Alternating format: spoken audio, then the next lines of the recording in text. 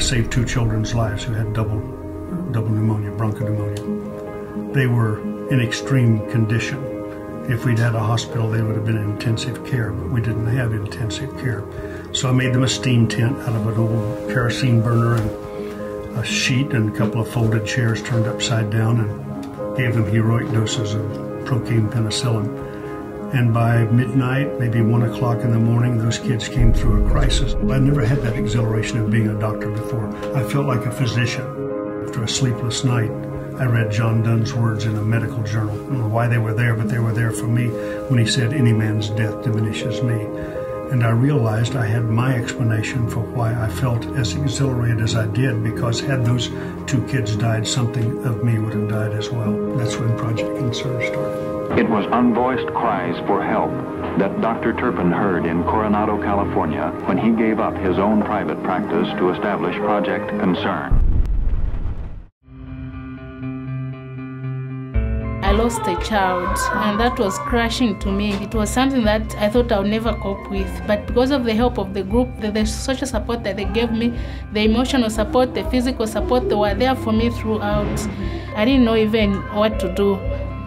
It was really painful. People are dying, nothing is being done. And my husband, Rena, we also, you see, he left me alone.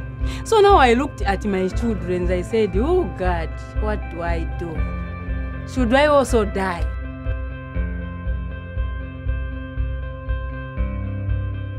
Project International Concern came. They taught us we needed to be together, then we needed to make a group. That's when it started. I've taken loans from the group, and as I take those loans, you'll be happy to note that I'm building up a school for the kids. As you can see, this is not a very good facility for them, so I've started building up the school. We want this community of ours to change. We want to become farmers. When these people were getting this money, they were doing their small businesses when we started.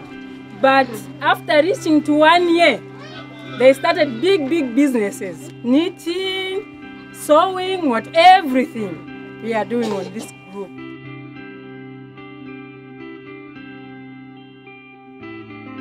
And I've learned a lot of things, financial management, and we've also taught the women in the group how to manage their businesses. Initially, they never knew how to keep records. The past times, if we give them a loan today, tomorrow they will have no money. We've learned how to write project proposals and also business plans. They were even now buying new clothes. They were even becoming fat. Like Martha, she was very thin. Oh, just go straight. Yes, go forward. If I had knowledge, but I didn't know how to use it, it's nothing. But through the self-help groups, they've given me the entrepreneurship that has enabled me to use the school wisely. We are meeting them, talking to them, helping them. That's what we are doing. That's the group we should have seen. We should be able to do bigger things, and we should be able to save for our kids, because we've already lived half our years. This group has really changed me.